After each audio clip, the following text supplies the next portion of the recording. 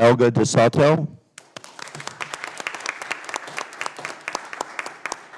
Shelley Coleman is not here, but she was also very, very integral in that. Please give her a hand.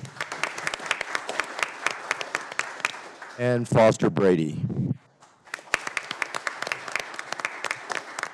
I will tell you, I was in here when we, actually, Dr. Smith gave them the idea that this would be a wonderful opportunity to achieve some goals that they were looking to do for the park and make it what it is. And it was a relatively short period of time. And the effort that went into this, for those of you that were there, the attention to detail, from the T-shirts, the vendors, the rest stops, the food trucks, the entertainment, the tireless volunteers. And I also want to recognize the beautification committee. I mean, God love Linda Rankin. I think she was at that bounce house, God love her, for like 6 hours. It felt like days. But everybody that showed up, EDC board members, everyone that is a part of this city, and a lot of them are sitting in this audience today. It was an incredible event, great leadership, and I'm just really, really proud and honored to, again, be a mayor of a town that has so many leaders and people that are willing to step up and make an event like this, which is a one-time event, as special as it was. And every one of you, if I could hug you, I would. That'd kind of be weird if I got out from behind here, but every one of you deserve a big hug, and I'm sure there may be some board members here that would like to say a few words also. I would just like to recognize our street department as well. They also just killed it.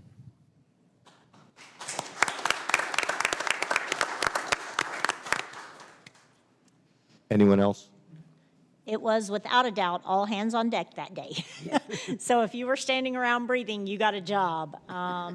You know, Brooke had this idea months ago to do an event, and unfortunately for Brooke, I swooped in and said, okay, Parks Board, you're doing this event, which means Brooke really did it, 90% of the behind the scenes, and made sure I didn't drop any balls. And so, you know, Mickey and Janet and Brooke and all of our staff, Brittany, all of our staff that came out that day with giant smiles on their face. You know, Parks Board were rock stars, and man, they are volunteers and they don't get paid to have this much fun. But, you know, we could not have done it with the team behind the scenes, and all of them, no matter what I ask, they jump to it. Police department, I need somebody at the last minute. Come on, we're sending somebody. And that was a long weekend. We also had trash off the day before, and so everybody was all hands on deck, and it all came together, and we had something we were proud of. So, yeah. I would be remiss also, I had an interview with a guy by the name of Dr. Sky, who is the foremost, I guess, astronomer buff, and he didn't hold a candle to Gilbert Shelby. If you heard his dissertation of what we were about to see, it was absolutely incredible, made the whole experience that much better. I didn't have the heart to tell Dr. Sky he was second in my book, but I want to thank Gilbert and, again, everyone that was involved in that.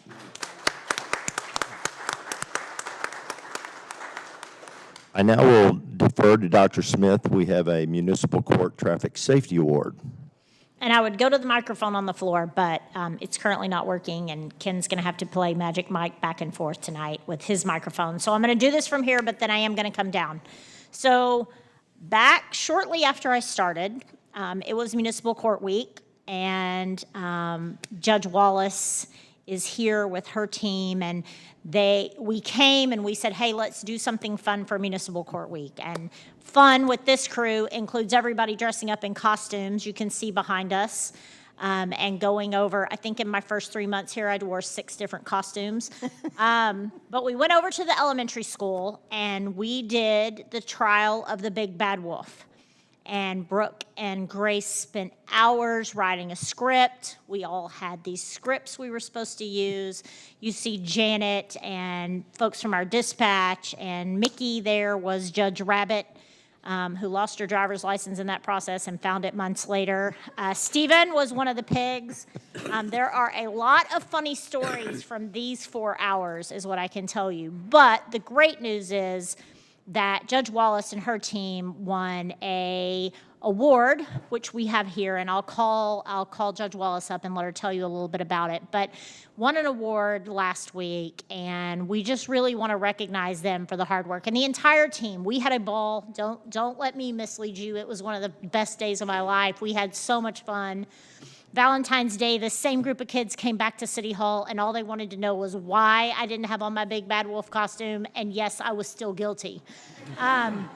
But we taught the kids a lot about what municipal court looks like and what happens when you get there, and we did an entire court 4 times or 5 times, y'all, the same script over and over, and it was a very fun day. So I'm going to turn the floor over to Judge Wallace. We do have her award up at the dais, and let her tell you a little bit more about the specifics of this award. Judge Wallace, you're going to have to steal Ken's mic. We're having some microphone issues at Rain today.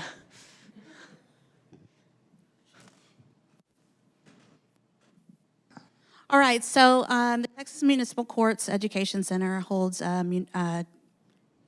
traffic initiatives. What that is where courts throughout the state holds different community outreach programs to kind of teach the community about the ins and outs of court, the ins and outs of traffic safety. And this year we were honored to receive an award. It's an honorable mention, which means that the court had outstanding and innovative idea to reach out to the community. And I just wanted to thank the different people that came out to help. Brooke, she put together the lesson. She reached out to Lakeview Elementary, and they were able to get us in and allow us the opportunity to show what we had. Bridget, our dispatcher, she was the Little Red Riding Hood. And then Janet behind me, our city secretary, she was Granny. And Mickey was Judge Rabbit. Yes, Judge Rabbit. And then our city manager, of course, she was the big bad wolf. She was the one who was on trial. It was a good time, and it was awesome to receive that award from the state. They recognized us, municipal courts. There were many there. So I just want to thank everybody that participated in that and allowed us to have this opportunity to receive an award.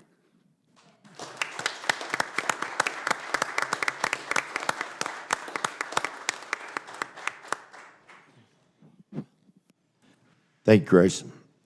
Congratulations again, everyone.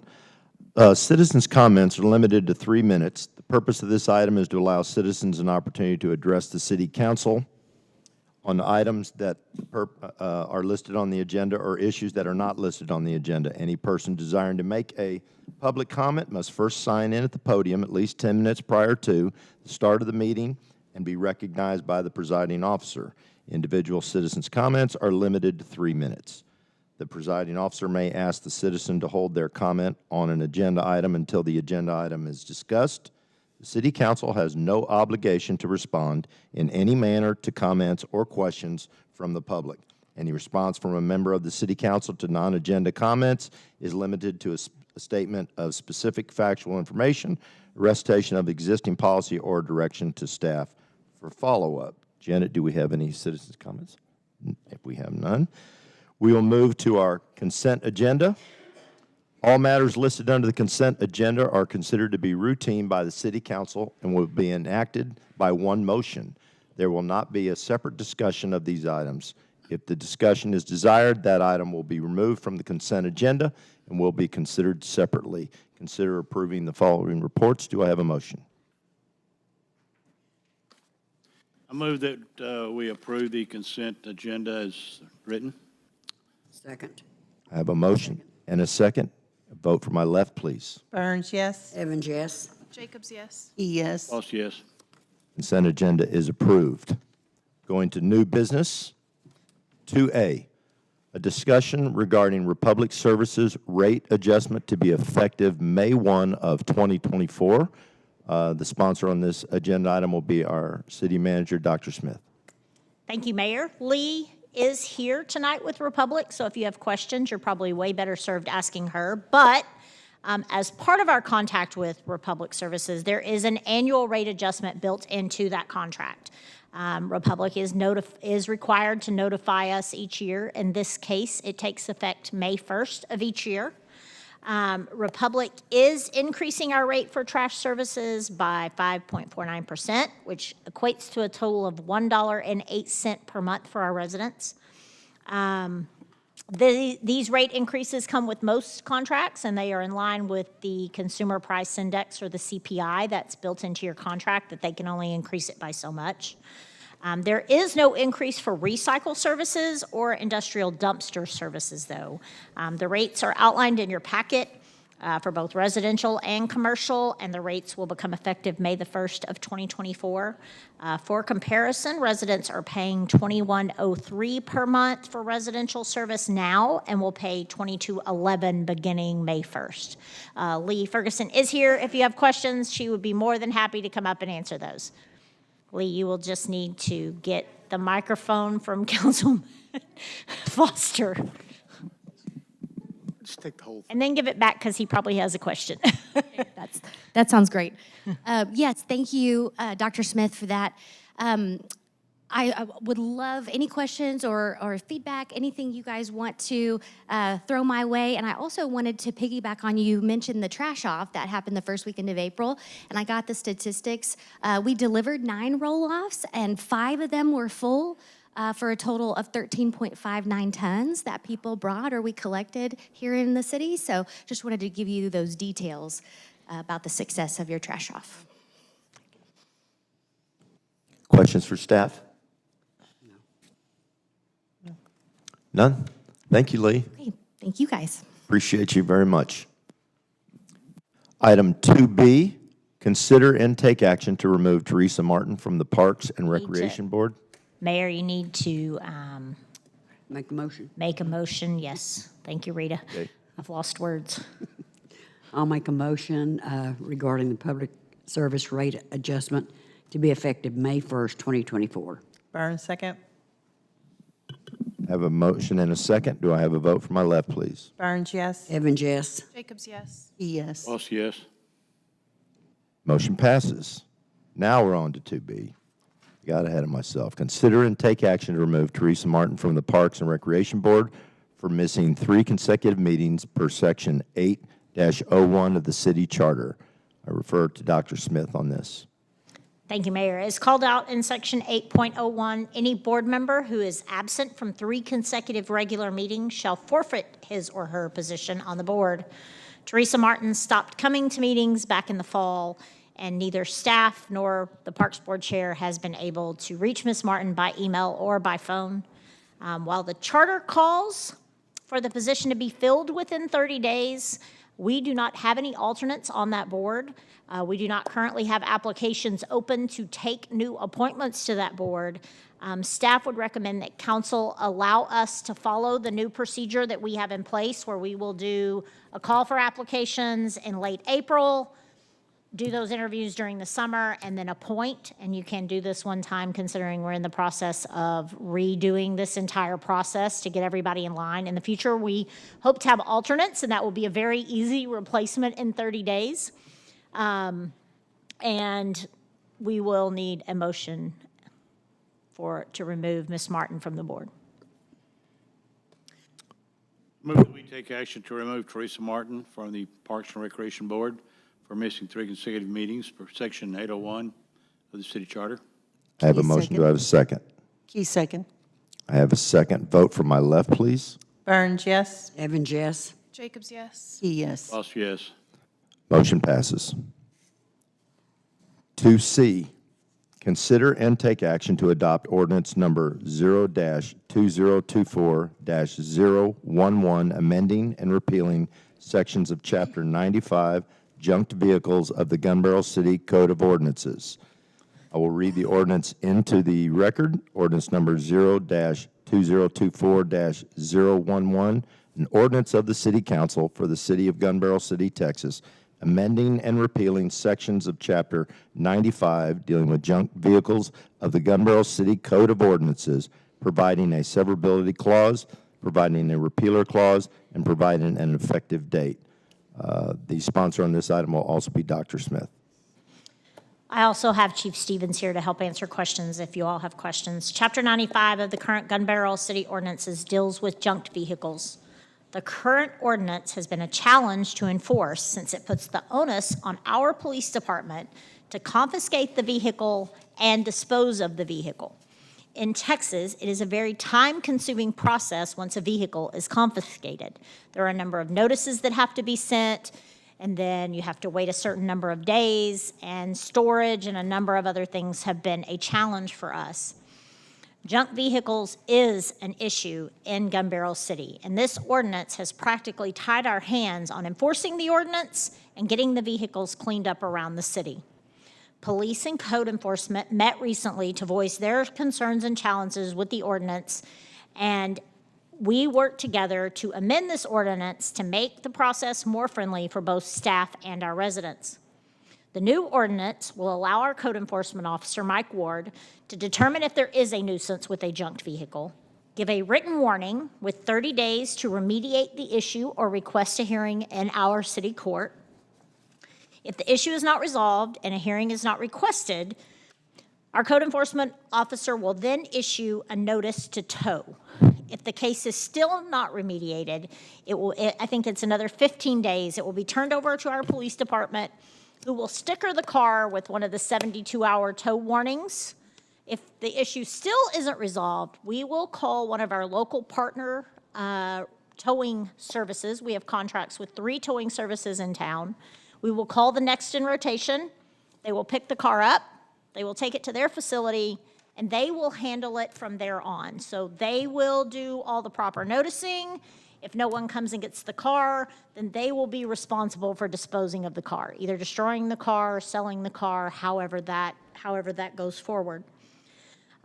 City staff are going to make every effort to notify our residents and any issues where we see this to be the case now, the minute you guys approve this, to let them know this new ordinance is going into effect on June the 1st of 2024. So we're going to do a media campaign to let people know if you have junked ordinances, if you have junked vehicles, a new ordinance is going into place. We're giving you a little extra time before we start the process to remediate those issues. On June 1st, the new ordinance will be enforced for all junk vehicles, and we will follow the process that's outlined above. This was a process to get this put together. It took a lot of teamwork from a lot of our team to all meet and rewrite and work with our city attorney to make sure that we were within state law.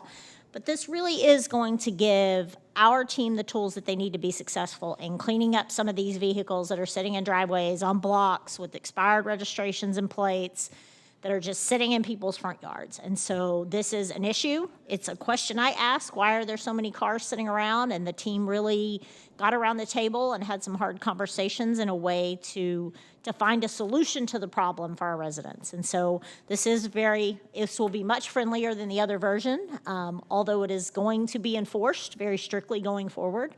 But it gives us time to notify our residents that this is going into place, and on June the 1st, we will start enforcing it. Thank you, Dr. Smith. Council, do you have any questions for staff?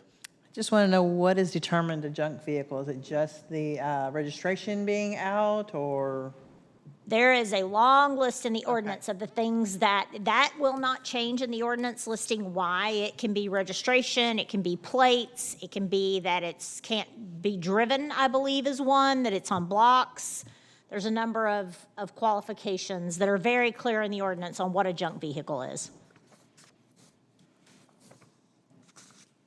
Council, further questions? Do I have a motion?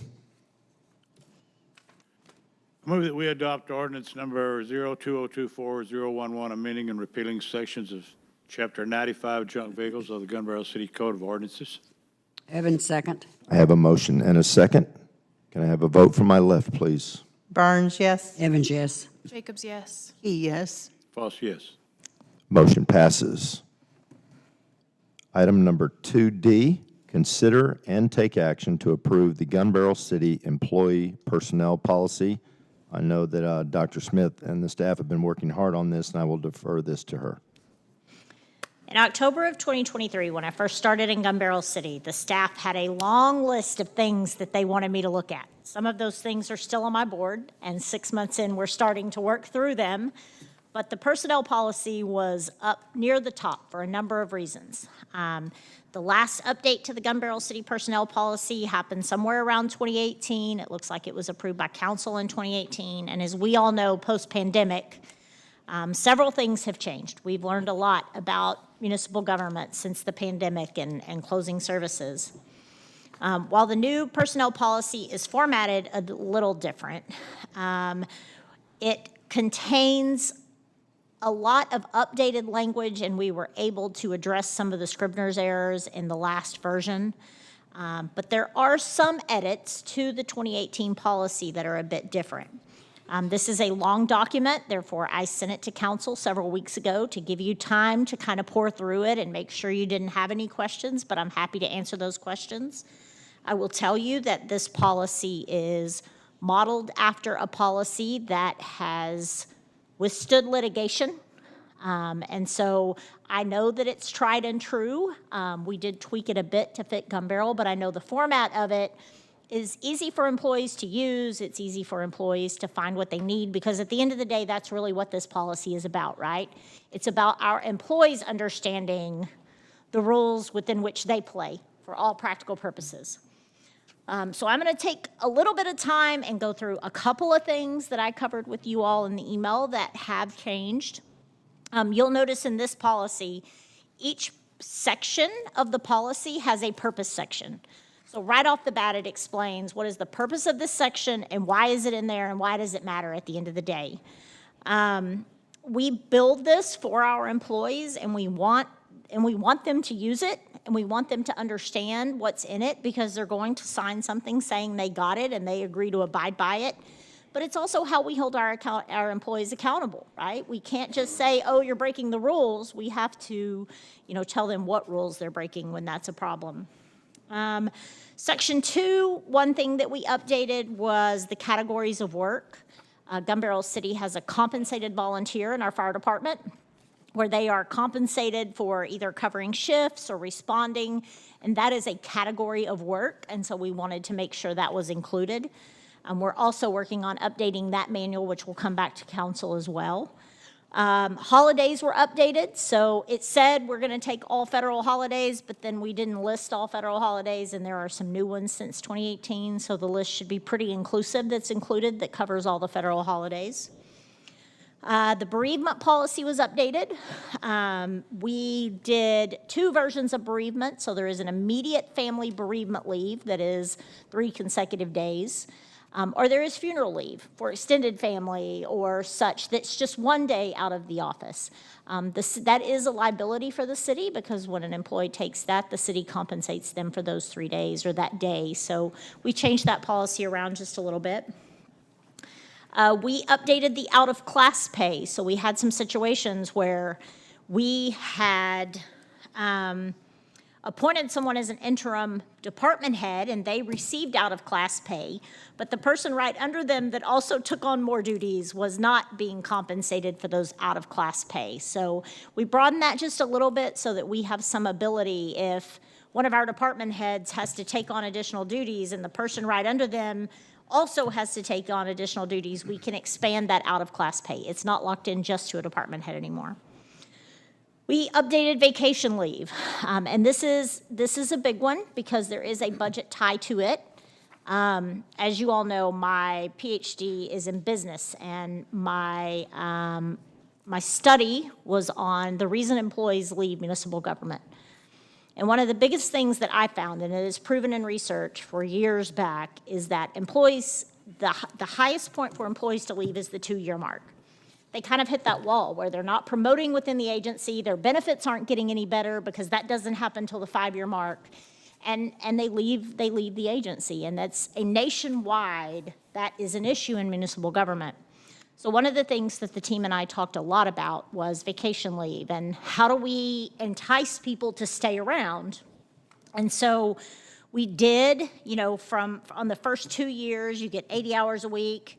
After the second year, you get 3 weeks of vacation time. And at the 5-year mark, you get 4 weeks of vacation time. What I learned during all of my study, and there were a lot of hours of it, is that people are motivated by working hard to go and play, right? And so that is a proven way to get employees to stay longer. You may not always have, and especially in an organization small like ours, there may not always be advancement opportunities. But if you have that carrot there that you're dangling, that you're going to be able to increase vacation time, and your consistent raises and stuff, employees tend to stay around a little longer. And so that's one that we are requesting council approve as part of this policy. Yes, it is a big step, but I think it'll make a real difference in the longevity of your employees, especially young employees that you hire today. It's hard to keep them around if their vacation time isn't worth the time they spend at work. The new policy outlines better details about business travel for employees. We talked about, the policy talks about compensated travel time. Employees, instead of taking a city credit card and having to keep track of receipts, which is difficult. If any of you travel for business, it's difficult. The state of Texas has a per diem rate that they have approved, that is published, that the majority of municipalities follow. And so you pay the employee per diem while they're gone, and that covers their incidentals too, right? So if I'm not a breakfast eater, but I'm a mid-morning snack, and I want Starbucks, it helps offset that. And so we'll put that into place where anytime one of our employees travel, they'll pay for the hotel with their credit card, but then be reimbursed for their mileage and their per diem, and they can then spend that how they see fit. So it's not so locked into, did you have lunch and what did you have for lunch and how much did lunch cost? It will also reduce the amount of paperwork that our staff processes following a trip, right?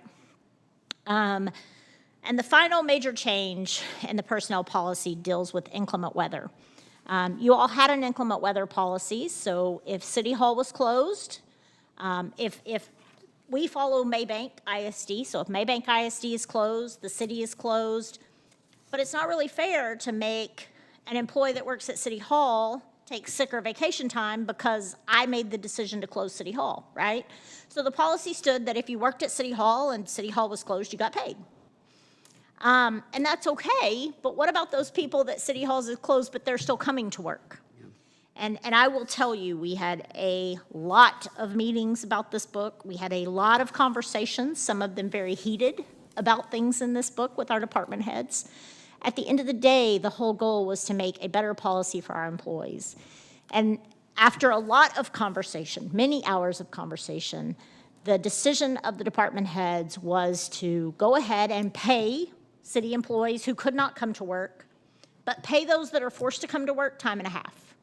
So if the city hall is closed because it's too icy, but if I'm one of the street guys and I still have to come to work, I should be compensated accordingly for that, right? I'm risking my life, officers, firemen, the whole 9 yards. So at the end of the policy is the inclement weather policy, and the agreement of staff and the recommendation to council to approve tonight is to change that policy just a little bit, and it's part of this document, so when you approve this document, that City Hall staff does get paid. They're not forced to use their sick or vacation time if we are closed for inclement weather, but that we also go one step further and accommodate those that are having to come in at the time and a half rate.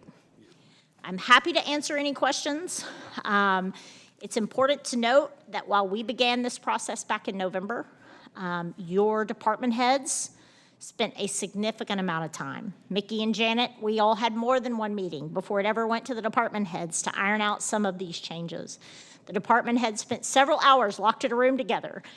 And they didn't always agree that it was the best, but they settled with what's best for our employees at the end of the day and what's fair. And it's hard to be fair when you have all different levels of employees that do all different jobs, but to find a happy medium that brought us one more step into the future and really set the standard for our employees. There's an ethics policy, there's standards of conduct. There's a lot of things in there that really give some teeth to being sure that our employees are the best they can be. And we can help hold them accountable to that. I'm happy to answer any questions. Council, questions for staff? I don't have any questions.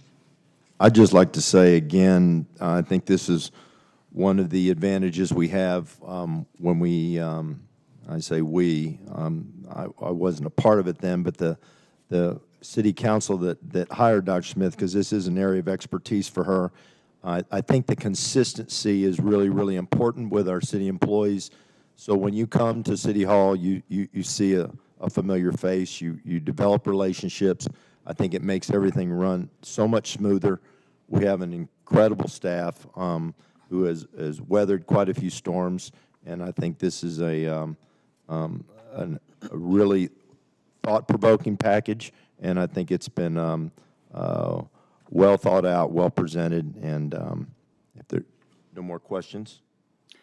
Well, I'd like to echo that. I think that personnel policy revision here is a significant amount of very positive work, and I think it's better for the city and the employees, and it kind of brings us into the 20th century now.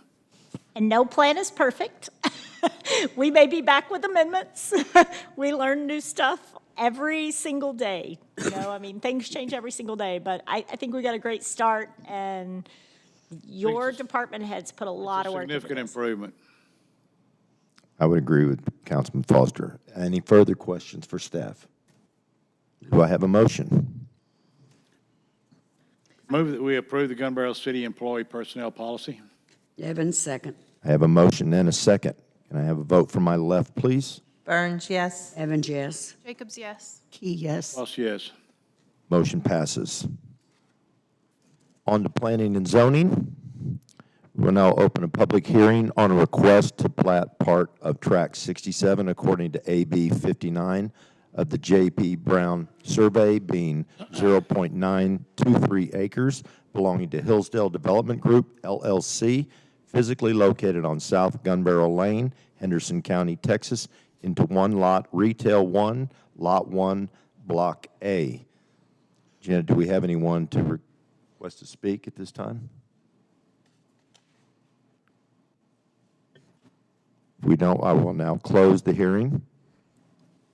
3B, consider and take action on a request to plat part of Tract 67 according to AB 59 of the J.P. Brown survey, being 0.923 acres belonging to Hillsdale Development Group, LLC, physically located on South Gun Barrel Lane, Henderson County, Texas, into one lot, Retail 1, Lot 1, Block A. Brooke Atkinson, our city planner, would you like to speak on this, please, ma'am?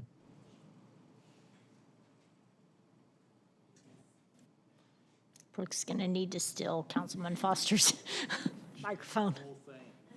Unfortunately for Councilman Foster, in the process of trying to fix the one at the podium, I broke two. Yeah, it just doesn't work. I don't know what I did. Janet and I unplugged it, and then we broke that one too. And then I tried and it didn't. Okay, so the public hearing notice was sent to the paper on March 25th. The letters to the property owner within 200 feet of the property were mailed on March 31st. Public hearing was published in the newspaper on March 31st as well, which meets the 15-day requirement. And the P&Z meeting was scheduled for last night. They approved at the P&Z meeting, or they made recommendation to the city council for approval. And then today is the regular city council meeting, which is scheduled for today. This is the 200-foot boundary of all of the properties that were sent notification letters. I sent 20 letters and I received 0 letters in response. This is the presented survey of the property.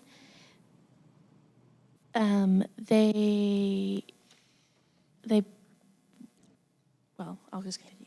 This is the street view of the property in question. So this is where the Retail 1 is. And this is also a top-down view of that property. I kind of sketched in where they're going to be taking out that piece of land that was shown on the survey. So just so you can kind of see where exactly that's located and see the surrounding area. I provided this map that shows our city limits, which does not include this property, oh, the drawing got kind of moved over. So that, that drawing is supposed to be over to where, Not in the lake. yeah, it's not in the lake. It's in that little block where our ETJ is, and our city limits does not include these properties. So the blue is just the platted part of the lot, or was supposed to be just the part that they're platting. And then the red is the overall tract of land that they are taking it out of.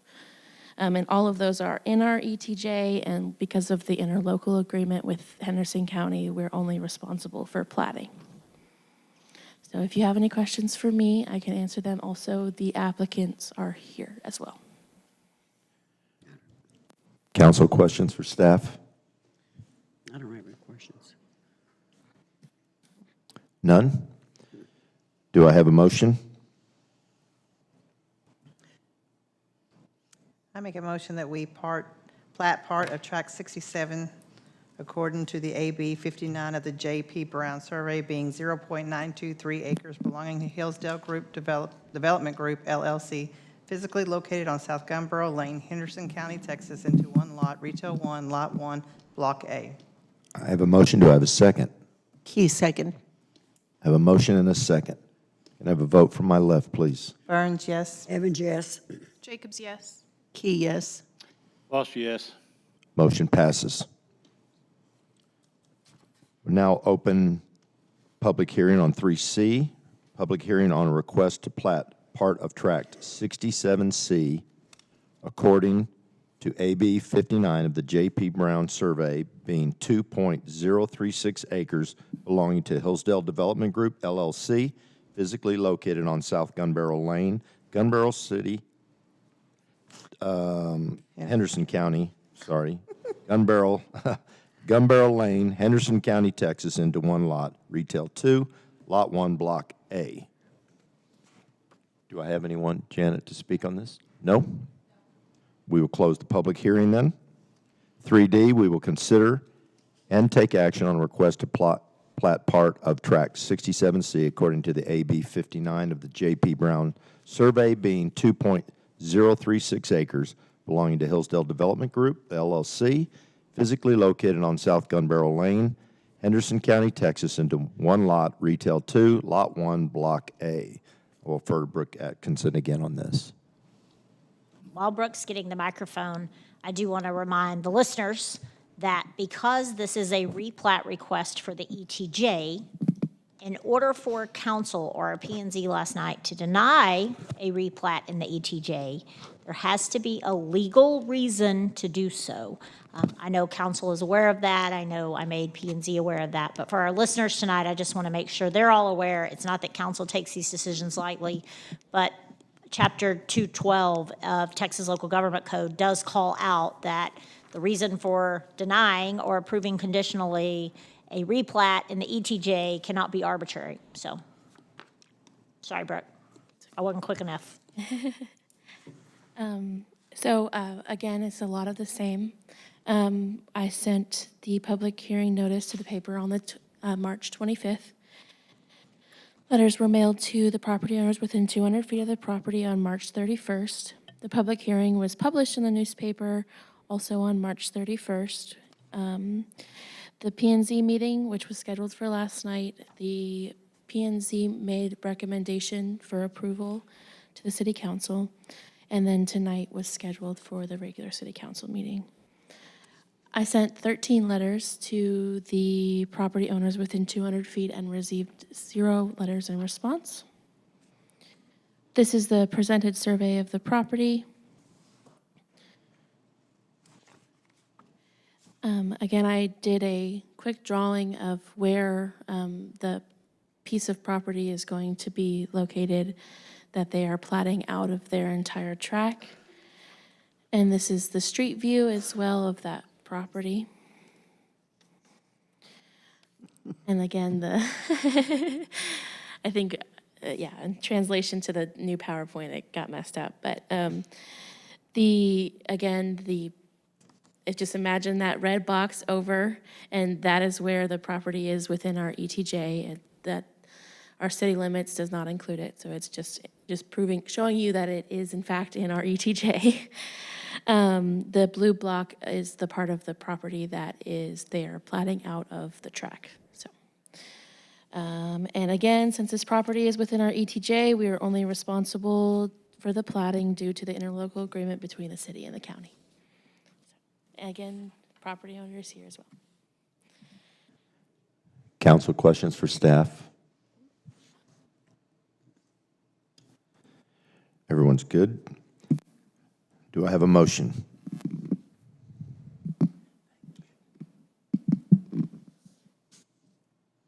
I make a motion to plat part of track 67C according to the AB 59 of the J.P. Brown survey, being 2.036 acres belonging to Hillsdale Development Group LLC, physically located on South Gunbarrel Lane, Henderson County, Texas, into one lot, Retail 2, Lot 1, Block A.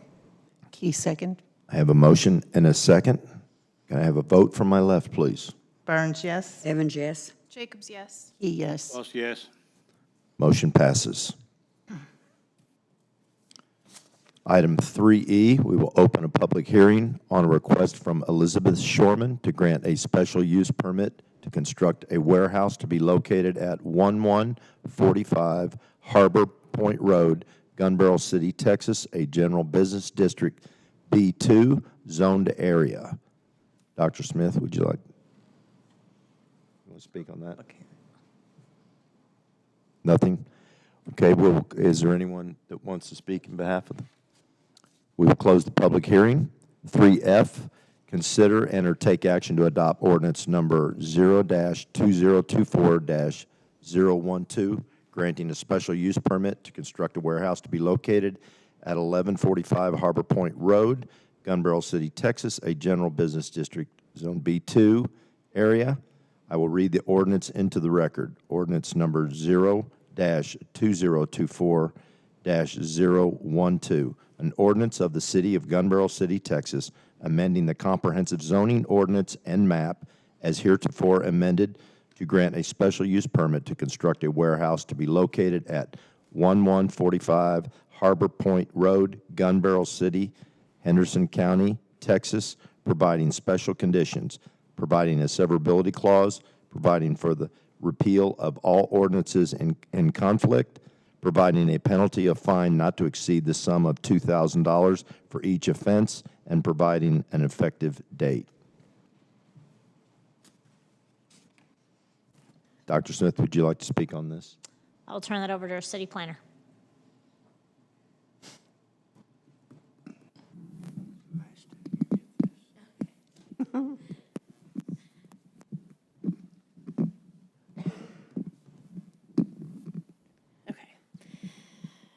So again, same thing with this. The public hearing was sent to the newspaper on March 25th. Letters were mailed to the property owner within 200 feet on April 1st. That one was different. The public hearing notice was published to the newspaper on March 31st. The P&Z meeting was scheduled for April 15th, which was yesterday. The P&Z made recommendation to the city council for approval. And then the regular city council meeting, which is today's, it was put on the agenda. I sent the 15 letters to the 200-foot boundary of this property, and I received 0 letters in response. This is just showing you exactly where it says that a warehouse is allowed in our general business district B2 by special use permit, so it's 156.041. And this is the top-down view of the property with again, a sketch of the outline of the property in question. Is the property due north of that the workout facility for youth? I think it's the Yes. Impact Athletics, I think. Yes, the one directly north, yes, north is the Impact Athletics, yes. And then this is the provided plan for the warehouse building and the survey of the property. And then this is going to be the street view of the property. It's not the empty lot in between the two. There's nothing there currently, and it's the two buildings right next to it. And then if you have any questions for me or the applicant, Elizabeth is here as well. Oh, well, I have a question.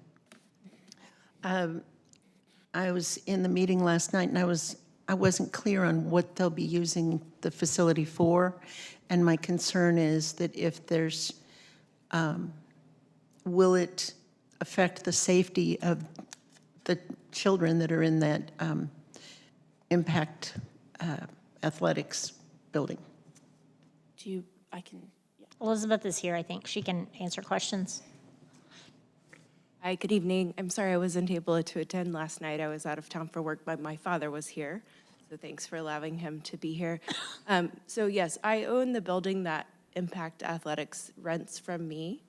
So to answer your question, I would not want to do anything that would harm my existing tenants. And the last thing I want in my life is liability. So I don't have a confirmed tenant at the moment for the building that is proposed if my special use permit is approved, but it will not be anything dangerous. Will it be affiliated with the airstrip anywhere? Can an airplane be housed there? I believe that would need, I have not researched if it would need a special use permit for an airplane, but that's not my intent. It won't have a hangar door. It's closed on the back. Correct, just a person door on the back. Last night, your father spoke that said that y'all may be doing some assembling into the building? I don't have an existing plan for this building. I think he was alluding to, sorry, I don't know exactly what he said, but my company, my husband and I have a company. We make accessories for video cameras. In other words, we screw together metal parts, but we do that in Dallas.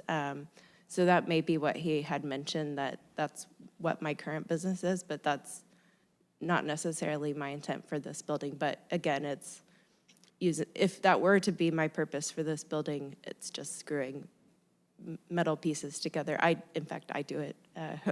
We're a small company.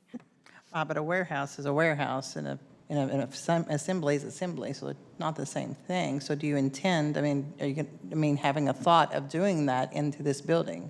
That is not my intent. All of my employees, it's a completely separate situation. All of my employees for Mid49, which is my video company, are in Dallas, so that is not my intent for this building. Really, the purpose of this permit is I actually came before you about a year ago to replat this lot, because when I bought this building in 2019, it was a building on 3.5 of 5 lots. And so it made more sense to me, just for the longevity of my investment, to put the existing building on one lot and to separate the empty lot into its own lot. And in doing so, I lost the special use permit that I currently have on the existing building for the empty lot. It didn't travel with the replat, which I was not aware would have been the case. I should have asked that question last year. And so now, in order to construct an identical structure next door, I'm just requesting that the same special use permit is granted for this. And why do you separate need lot. so many parking spaces? That's a separate request. So in order to build a building that it's 70 by 77 feet, that requires 9 parking spaces, I believe.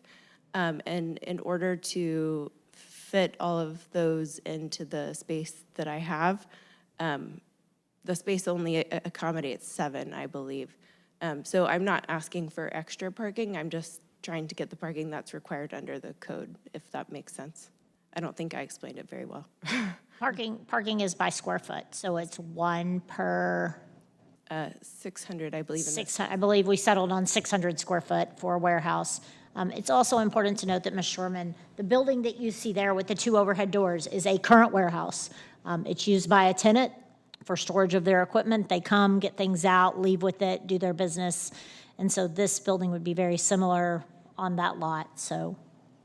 She said she doesn't really have a plan for this building yet, so how? Tenant, yeah. I mean, well, tenant's one thing, but she said she wasn't sure what they were doing with this building. My intent is for it to be a warehouse. I misspoke. I do not have a current tenant for the building, the proposed building.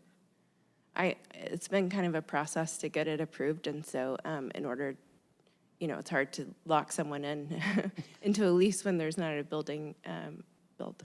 Well, that's understandable, but of course, the person spends a significant amount of money on an investment like this. You definitely usually have at least a plan on what you intend the building to be used for. Yes, I intend it to be a warehouse. Gotcha. And I think in my mind, warehouse is clear, but that's only because I have a warehouse. So some people may think, what are you warehousing? I mean, it could be a ream of paper. It's not, my mind is not like anything dangerous. Like I said earlier, I have children, I have tenants that are children. I would not have anything questionable in the proposed space. But of course, the warehouse is designed primarily for storage purposes. So I just want to make sure that we're clear on what I see is what a warehouse is for. Yes, ma'am. Not storing anything dangerous. Right.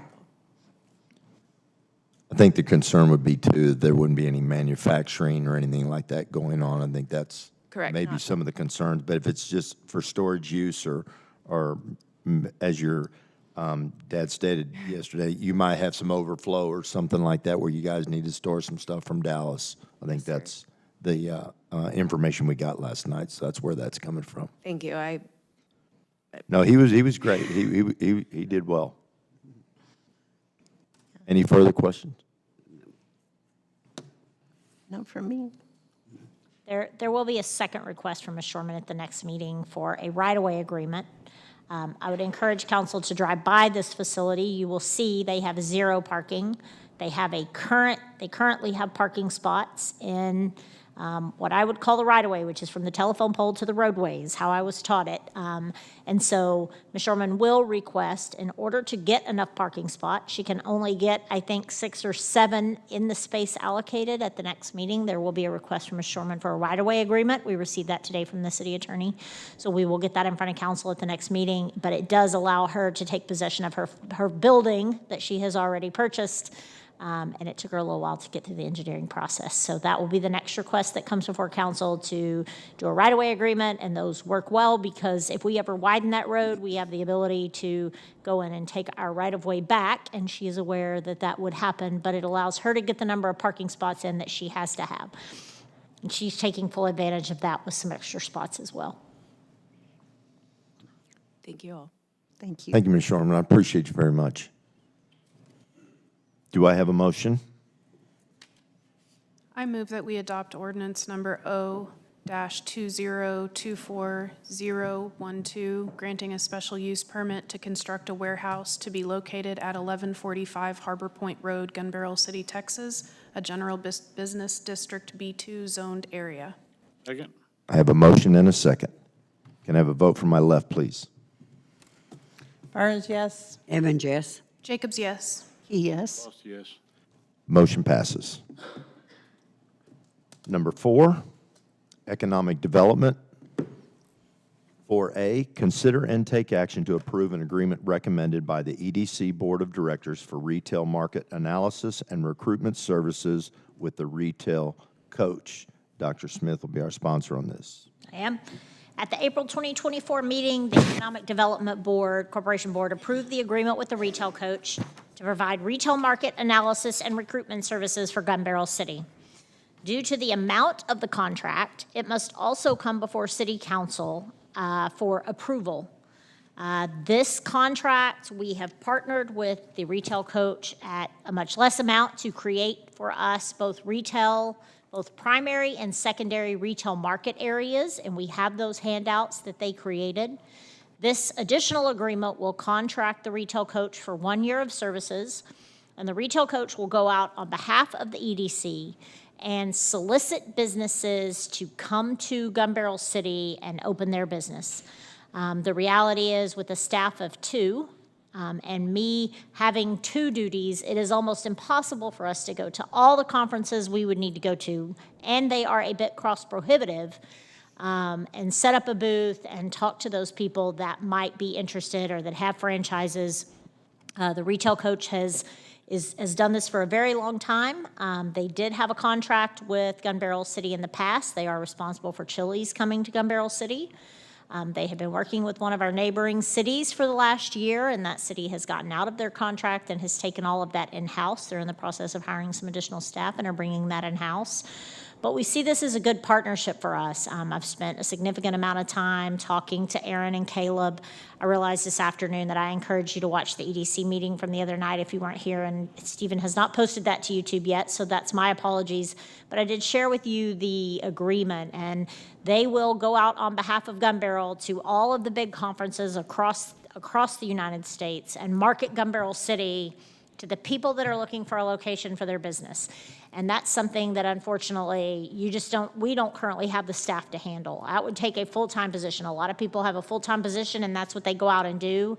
And these folks are good at it. They match up what do we need along with what do we already have and what could they recruit to bring here, right? So they're not gonna necessarily be looking for something that the city of Gun Barrel doesn't need. We have a low market target for. They're going to go out for those things that we have a higher market target for and try to find some unique items, some, sit-down restaurants and that type of stuff. So this should be a promising relationship. The Economic Development Board had a very lengthy conversation with Caleb the other night, last week. And this will be a great benefit to Gun Barrel to really get our name out there and start to market the city and the retail potential here. And hopefully they can find me a Chick-fil-A. I have a question. Am I correct? My understanding is that they will only be marketing Gun Barrel. They won't be, well, if not Gun Barrel, wait, how about Well, they represent a number of cities. So in fairness, they represent a number of cities. So they're not just going to do Gun Barrel, but they're going to look for things that Gun Barrel brings to the table for the market that they look at, right? So they also have other cities that they represent, but Caleb's sole task at this point will be to really look for what fits best for Gun Barrel and then sell Gun Barrel to those folks and connect them with us. But they do, I don't want it to be misrepresented. They do have contracts with other organizations and they represent a number of cities. But their real skill and expertise is in sitting down with companies and finding out what they're looking for and then matching them with the best city. And where Gun Barrel might not have been a city even at the table before, Gun Barrel now will have a seat at the table to have those conversations with those folks through their representation. Yeah, I think they're currently working with Tool, the city of Tool, and currently, I believe, they may be coming to the city of Maybank, but neither have brought anything there yet to either place. Which, they have, they're different than Gun Barrel, you know what I'm saying? But I'm just saying, but there's no guarantee, of course, of anything, Will they look at such issues as land that we have and how it might be used? I think all of us, maybe on the council level, have had a few concerns or at least comments about particular companies that might come here. Do we have any input into this process? What's our input into the process? The EDC does have some input into this process, and if there's somebody in particular that we're looking at, we would, work with them to try to target that. I think what you will find is that it is hard for a member of council or the board to go out and have all the information that these folks want, right? And so their first step was to create the primary and secondary retail market analysis. What is our market? How much traffic do we get? What are we missing, right? Which is critical. But yes, Mr. Foster, they will take council and board input if there's somebody in particular that, we're looking for, or they probably aren't going to give us advice on land. With the EDC, we're down to just a couple of pieces of property now. one which doesn't face Main Street. And so, but they will help match. One of the other things the EDC board is looking at is a contract with GIS Web Tech to get the property on our website better. It's a recommendation I made, and they wanted me to bring it back at the next meeting and take a look at it again. But one of the faults of our website is if you're a company and you're thinking about coming to Gun Barrel, the information on that is very out of date. And Stephen could spend hours and hours a week trying to keep that up to date, and it's not that easy. And that we can partner with a company for a very small fee that can help us keep that up to date. And that's just one more step of getting our name out and getting people to look at Gun Barrel. So Will EDC retain Golden Shovel for web work? Golden Shovel is our web designer and host, and for now, yes, we are in a contract with them until, and they're doing great. We have monthly meetings with them. We've been very happy with their services, but that isn't necessarily this item to discuss tonight. Well, I just wondered how they would interact with a group like this in terms of shared use of a website. Or would they? They would direct folks to our website, so. Someone mentioned that Golden Shovel might do that, where they put the properties on the website. They do not, we have talked to them. They partner with third parties to do that kind of stuff. They're just really our host, write our blogs, do some of our marketing. And correct me if I'm wrong, Dr. Smith, but I know speaking with one of the leaders in one of our adjoining cities, most of their prospective land is owned by 3 or 4 owners. We have so many small spaces, it's a lot of work. And one city has 3 or 4 people they're going to talk to, where we have several. I mean, we know how many buildings we have open. So I think having someone that can speed the process along and streamline it for us, it is a lot of legwork. And I think it just makes us a player in a much more desirable area for possible retail. That is the goal, yes. Right, but then that would be the other company that's putting the properties up, not this company, right? I mean, these will recruit it on those the other company you're talking about. They all work together, and when you have a small staff, you take the city of Buda as a great example. They have a number of staff, and they have a much larger staff than Gun Barrel, and in those cases, some of these folks can do that, right? I could hire somebody and send them to all the big conferences to set up a booth and solicit Gun Barrel, but it's very, very expensive. But, that is one of the challenges, is we have a lot of vacant properties up and down Main Street, but it's not that one person owns all those properties, right? Or one person has a big chunk of land.